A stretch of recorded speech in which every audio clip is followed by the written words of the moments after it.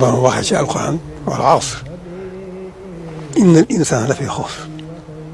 illa alladina amanu wa amilu salihat wa tawasaw bil haqq wa tawasaw bis sabr bu ñu xamee foofii sëriñ bi nekk dégg lii alquran wax yaakaar naa dana doy ab soññ ak lu nu lot lu nu ñàkk solo nu jéem sunu kem kattan. barab bii ba mu koy wut borom rek la àndal réer na diir kenn xamul ci fu mu nekk di wut barab bii rek fu mu gën a wéete rek fu mu gën a mën a wéetale boromam gën ko faa mën a jaamu fu mu gën a mën a topp gën a mën a topp yonent bi gën ko faa mën a liggéeyal loolu rek moo taxoon mu wut barab bii kon lu nu doyoo di lu nu ñàkk xam lu nu ñàkk dégg war na noo xam barab bi